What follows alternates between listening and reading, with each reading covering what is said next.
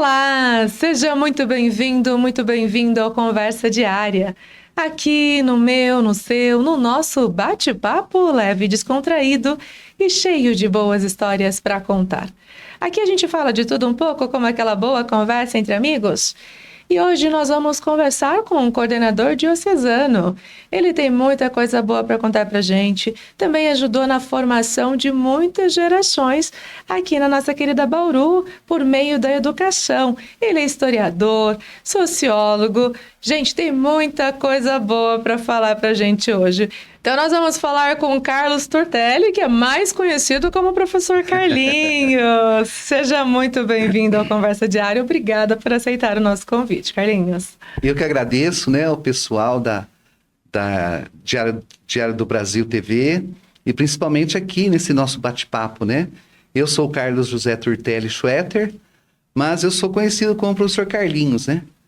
Eu sou nascido e criado aqui em Bauru, tenho 64 anos e o meu avô Carlos Turtelli, ele foi um dos pioneiros da cidade de Bauru. Eu tenho uma família muito grande aqui na cidade e sou formado em História pela Unisagrado, Sociologia, estou em andamento no meu curso de Teologia e trabalhei durante quase 35 anos, né? Numa escola particular aqui da cidade, e hoje eu estou me dedicando, né, mais à questão social e assistencial. Eu sou muito idealista, eu sou muito expansivo, eu gosto de conversa, eu gosto do bom vinho também, né, e de uma certa forma, colocar esses dons a serviço do nosso próximo, né. Hoje eu faço um trabalho voluntário com idosos e também com crianças. Então, é a minha etapa de vida. Eu contribuí durante muito tempo para a formação de jovens, né? E é curioso, Mara, sabe que... Posso colocar um parênteses aqui? Claro, Pode? claro. Te ouvindo um pouquinho, a gente já sabe. Carlinhos gosta de gente, de né? gente, Isso né? mesmo, é importante. E é curioso assim, né? Que a área da educação, ela é uma área muito brilhante, porque aquela semente, nós estávamos falando agora há pouco, né? Aquela sementinha que você planta lá no jovem de 15, 16 anos, ela fica lá. Só que passa um monte de tempo, ela floresce, né? Então é muito curioso. Eu sempre costumo falar assim, eu não posso fazer nada de errado, Mara, porque onde eu estiver tem um aluno me olhando, né? E aí é muito gratificante. Você está no mercado fazendo compra, daqui a pouco um homem de 2 metros, ô, professor Carlinhos, como é que você vai? Aí a gente conversa, né? Hoje eu sou médico, hoje eu sou advogado, hoje eu tenho o meu negócio, hoje eu sou administrador, hoje eu sou político, né? Muitos políticos estão aí, passaram pela minha mão também. Então, de uma certa forma, Mara, isso é muito gratificante. Esse é o papel do professor, Esse é o papel do professor, cidadão, né? formar Exatamente. profissionais, né? E justamente, quando foi que você se identificou que iria para essa área da educação? Teve alguém que te inspirou, Carlinhos? Olha, já estou assim também, né, chamando de Carlinhos, porque como não, é bem pode ficar conhecido também. Porque eu gosto muito da palavra do Carlinhos. Forma, né? Carinhosa. Fica uma forma mais informal, exatamente. Ou seja, né? Cria uma empatia maior, exatamente. Né? Enfim. Olha, eu trabalhei antes de ser professor, né?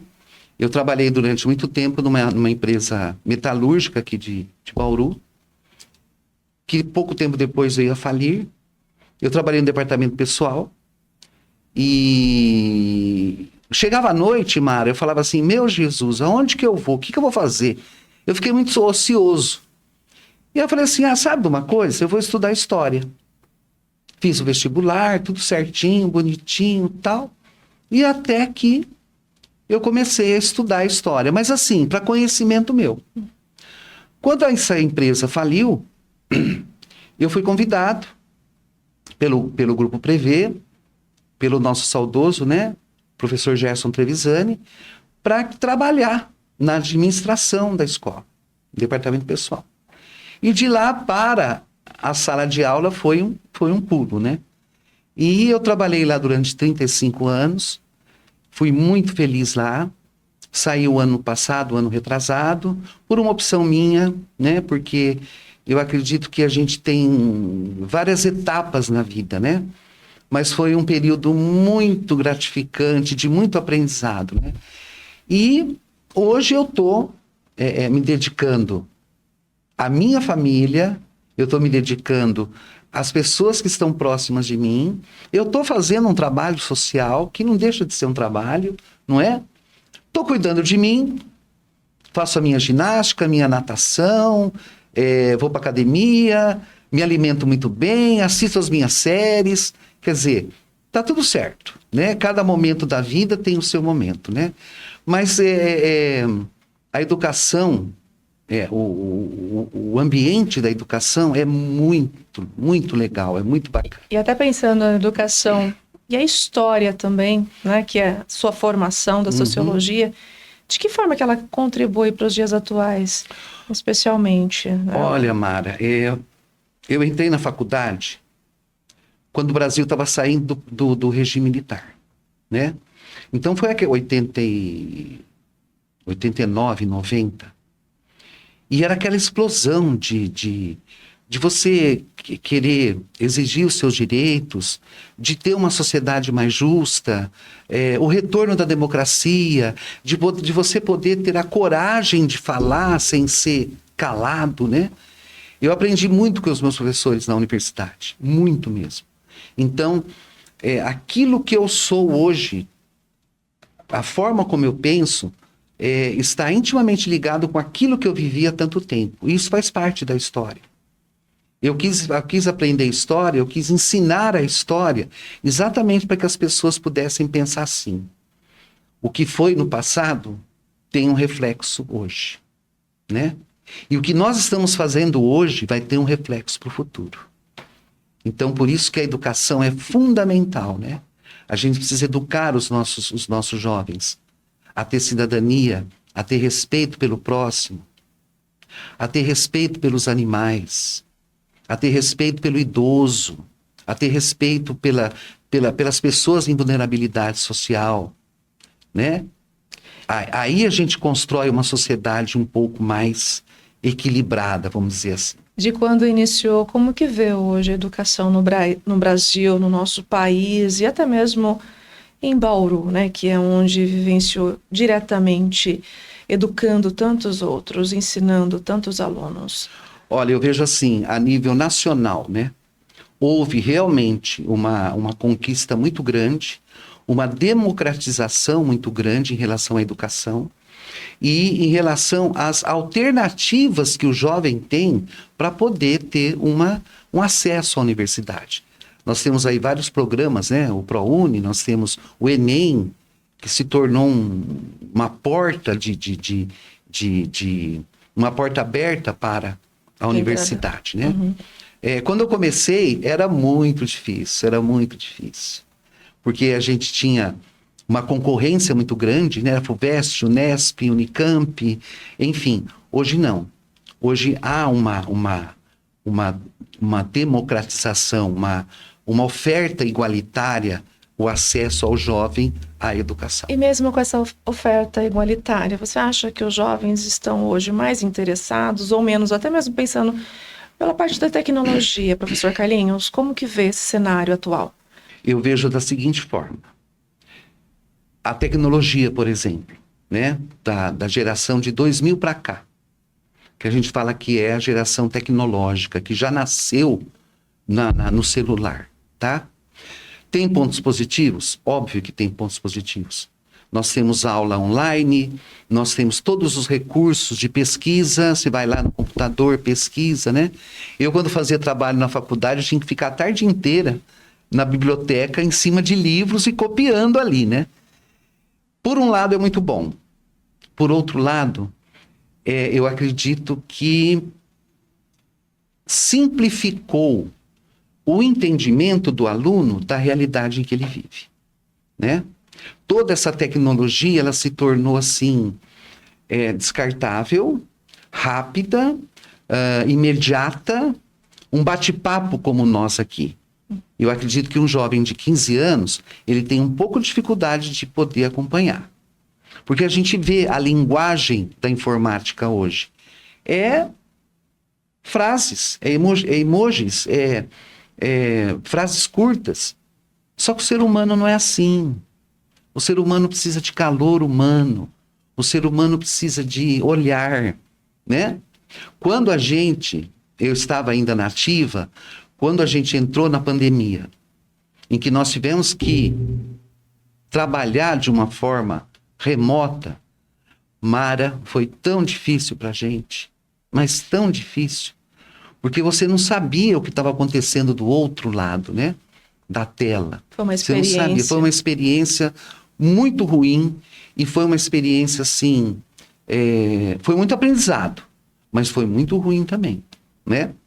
Tanto para o professor foi difícil, foi muito cansativo, quanto para o próprio aluno. O maior presente que eu ganho é exatamente saber que muitos alunos passaram pelas minhas mãos e que pelo menos uma coisinha, né?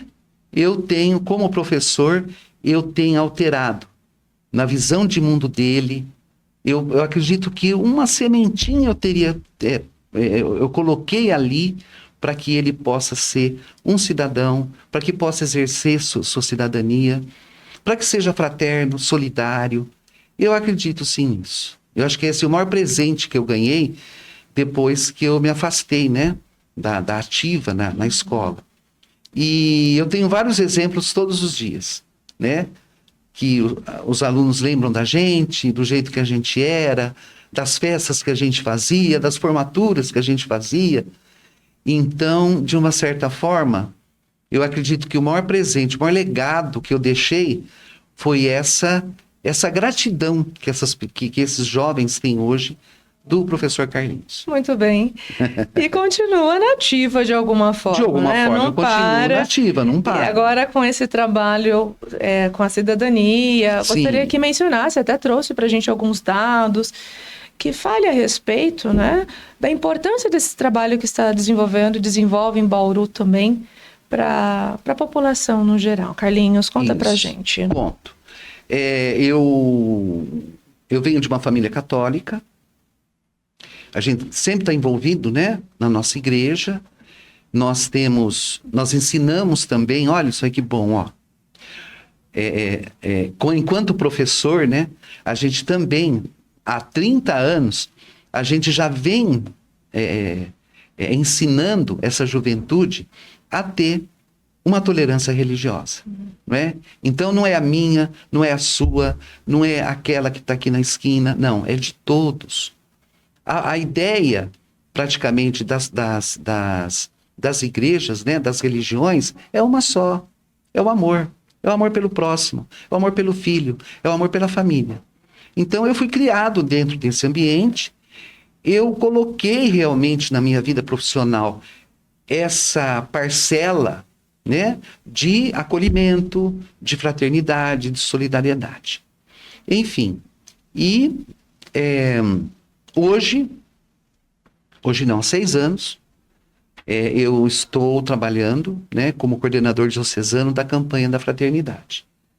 Campanha da Fraternidade, para quem não sabe, ela é um projeto da Conferência Nacional dos Bispos do Brasil, em que todo ano, no período quaresmal, a gente faça algumas reflexões sobre aquilo que está na nossa realidade mais próxima. O ano passado, Mara, nós tivemos um debate muito grande sobre a ecologia, porque 2024, 2025 foi um dos anos mais instáveis em relação à natureza. A gente viu, você é jornalista, você sabe muito bem. Frio, gelo, furacão, terremoto, inundação, enfim. Então, ano passado, nós fizemos um trabalho junto com a nossa comunidade, né, no sentido de refletir sobre o que nós estamos fazendo com a nossa casa comum, com o nosso planeta.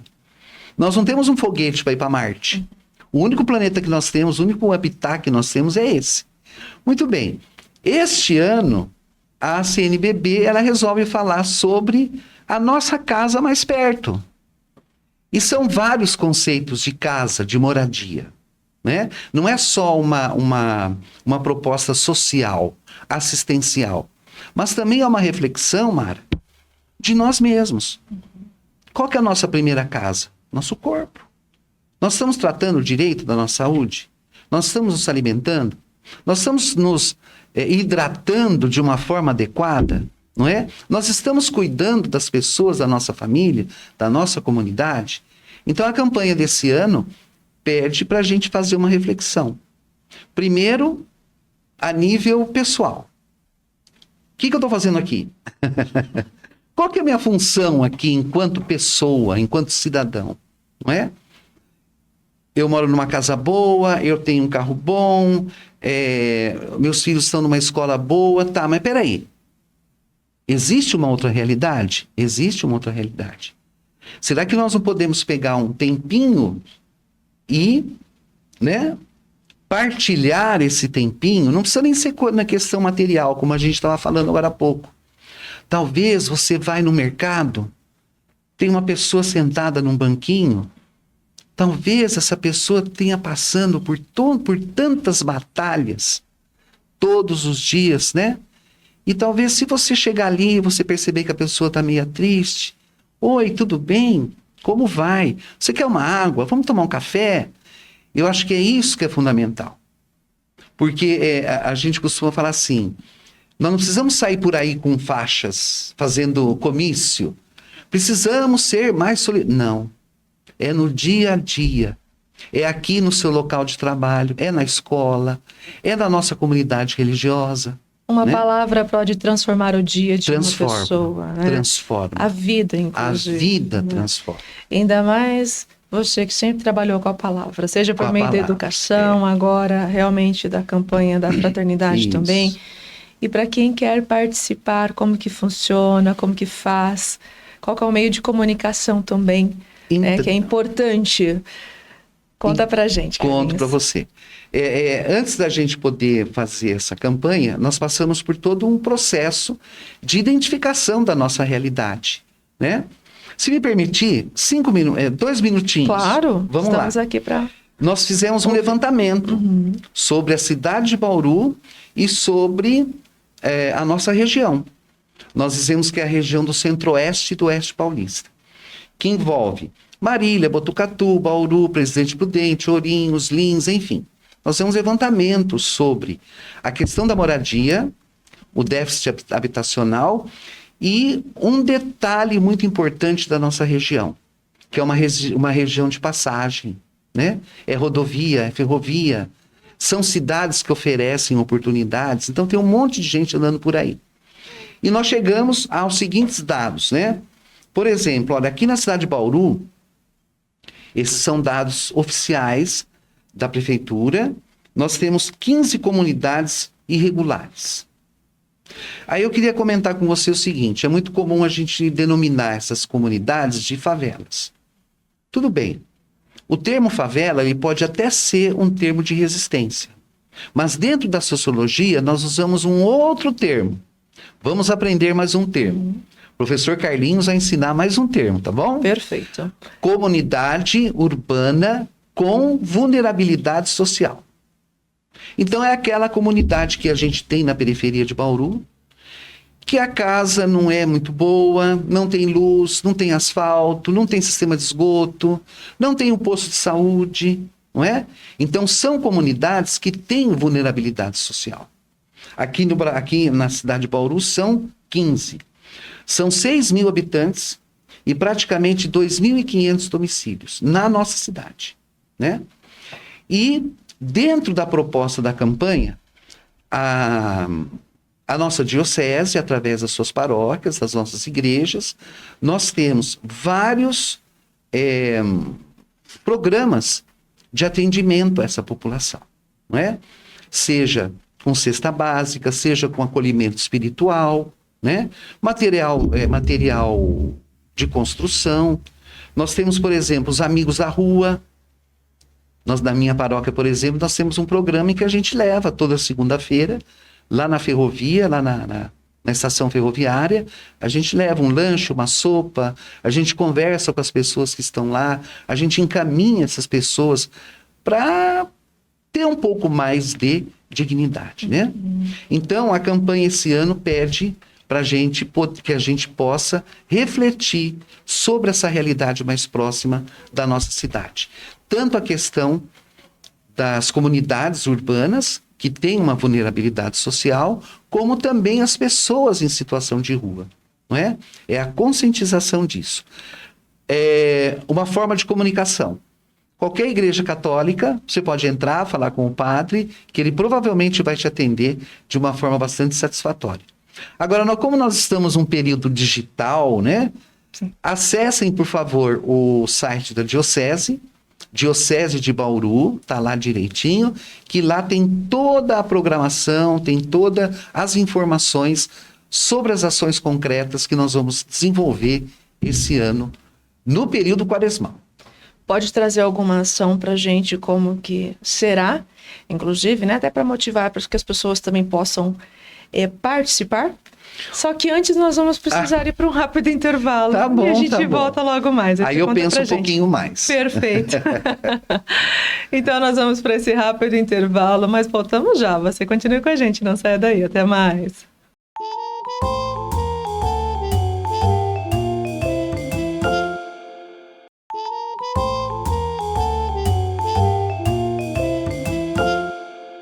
Voltamos com Conversa Diária. O bate-papo de hoje é com o coordenador diocesano Carlos Turtelli, Carlinhos, como é mais conhecido. Uhum. Antes do intervalo, havia perguntado justamente na prática, quais são as ações que vocês estão promovendo? Umas 3, pelo menos, para citar para a gente, que a gente sabe que são várias. São várias. Né, para que as pessoas possam participar também. Eu trouxe até num papel escrito para não esquecer, né? Mas vamos lá. Deixa eu sair um pouquinho de Bauru, né? Uhum. Por exemplo, aqui, porque a Diocese de Bauru também envolve outras cidades aqui da nossa região. Pederneiras, Duartina, Lençóis Paulista, enfim. Então, eu queria citar, por exemplo, o projeto de ação social em Duartina, onde a nossa igreja ela faz um atendimento a idosos, né? Seja no acolhimento, no carinho, fisioterapia, psicólogos. Então, existe todo um atendimento, né, integral para essas pessoas. O outro que eu posso falar também é daqui, né, da Redondeza, que é aqui a paróquia Nossa Senhora Assunção, que eles fazem um trabalho muito legal, que é o Sopão Solidário, né? E também eu posso citar os Amigos da Rua, que é da minha paróquia, que faz um trabalho de atendimento às pessoas em vulnerabilidade social lá na estação ferroviária de Bauru. Tem uma lista enorme aqui, mas nós vamos ficar só em 3, tá? Perfeito. Carlinhos também é família, gosta de esporte, de música, Gosto. começou a citar um pouquinho pra gente ali, é palmeirense. Conta pra gente um pouquinho também. Essa é a parte desse lado. lúdica, né, da minha vida, né? Vamos colocar assim. Exatamente. Eu gosto muito de música popular brasileira, né? Eu fui criado praticamente, né? Chico Buarque de Holanda, Maria Bethânia, Gal Costa, enfim. E também eu tenho outros gostos também atuais, né? Eu gosto muito do sertanejo, né? Que eu gosto muito do sertanejo. Uma pitadinha de rock and roll também é legal, né? Um Queen, talvez, um Oasis, enfim. Eu gosto bastante de música, gosto de arte. Esse trabalho voluntário que eu faço é exatamente levar os idosos a arte, a história e a música. Então, a gente faz vários trabalhos sobre Tchaikovsky, Chopin, a música erudita eu gosto muito também, acho que ela é muito bonita, né? E, o que mais? Sou família, gosto de reunião, gosto de estar com a minha família, Tem né? filhos, né, Carlinhos? Tenho filho, tenho Trouxe uma Gustavo. passagem aqui para mim, eu vou trazer essa particularidade. Né, Tenho um filho de 30 anos, ele é formado em ciências aeronáuticas, né? E hoje ele tem uma empresa de informática, então ele é empresário e é um menino muito bacana, muito legal, né? Foi muito bem educado. E particularmente falando, né? E como você é um querido que aqui a gente já traz também, né, pelas pessoas, uma sobrinha em particular, você já me contou aqui também, que Então, você teve a honra de levá-la para o altar. Conta pra gente. posso contar? Esse momento Então, vamos particular lá. e emocionante para você, para vocês. Você vai deixar eu emocionado, hein? Não, assim, eu falo que eu tive na vida pessoal, eu tive 3 grandes momentos na minha vida. O meu casamento, o nascimento do meu filho e, na ausência do meu irmão Paulo, de Piracicaba, a filha dele, a minha sobrinha, a Lívia, ia se casar. E ela me convidou para levar ela até o altar, representando o pai dela, né? Então eu falei para você, né, Mara? Aquele espaço da porta da igreja para o altar, a minha vida passou ali inteirinha. Foi um dos momentos mais felizes que eu tive de levar a sobrinha para começar uma nova vida com ela, né? Então isso me marcou muito também aqui, que eu vou levar praticamente para o resto da vida. Eu costumo dizer que é a lei do retorno. Aqui se faz a conta também, vai ser receber uma hora, seja negativa ou, né, positivamente, uma hora recebe. Então foi um dos momentos aí que você compartilhou conosco. O que ele fez comigo durante muito tempo, né? Eu retribuí levando a filha dele para o altar. Uma história bonita, é uma história bonita. Muito bonita, excelente.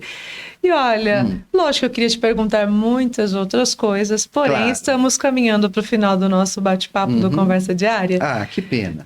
Realmente, vai ficar o convite para um próximo momento. Vamos vir aqui de novo. Mas antes da gente encerrar, gostaria que deixasse um recadinho, aquele que estiver no coração para nossa audiência, para quem nos acompanha. Fica muito à vontade. Posso? Pode, claro. Então vamos deve. lá. Você aí, ouvinte, né? Você que está aqui junto com a gente, a minha mensagem é uma mensagem de otimismo. Apesar de nós vivermos num mundo tão complicado, com tantas dificuldades, né? Com pessoas que estão do seu lado, que estão enfrentando todos os santos dias uma batalha, a minha mensagem é a seguinte: seja mais solidário, seja mais fraterno, procure olhar as pessoas não com números, não com um corpo, mas olhem as pessoas como se elas tivessem a sua história. E essa história é importante para ela. Ajude essa pessoa a ter mais dignidade, para que a gente possa construir um mundo melhor e mais igualitário, não só para mim, mas para você e para todo mundo. Excelente, importante recado Obrigado. dado. Que assim possamos todos nós procurar fazer a diferença. Não precisa ser com cartazes, como mencionou. Exatamente. Mas aqueles que estão ao nosso lado também, a gente já Isso. consegue com uma palavra, seja como for. Uma palavra, um gesto, você pode mudar a vida de qualquer pessoa. Exatamente. Carlinhos, muito obrigada por aceitar o nosso convite. Compartilhar um pouquinho da sua trajetória pessoal, Tá bom. né? Profissional também. Desejo sucesso. Tudo Eu de bom. que agradeço, viu? E posso falar uma última frasezinha? Claro, pode sim. Avante Verdão. Se a pessoa quer esquecer, né? E por coincidência eu estou de verde e branco. De verde e branco, né, Mara? Que homenagem. Uma corintiana de verde e branco. Adoro o Corinthians. Democracia. Adoro o Corinthians, viu? Você sabe que Excelente. todos os meus primos são corintianos. Eu sou o único palmeirense da família. É verdade? Nossa. Tem história para contar, é isso aí. Conto qual é outro dia. Nos próximos capítulos eu conto. Excelente, tudo de bom, sucesso. Muito obrigado pela oportunidade. Então nós vamos encerrando esse bate-papo com Carlos Turtelli. Para mim foi uma alegria poder conversar com ele e conhecer um pouquinho da sua trajetória. Aqui eu vou deixando para você aquele forte abraço e a minha imensa gratidão por você nos acompanhar até o final dessa prosa. Até o nosso próximo encontro. Tchau, tchau.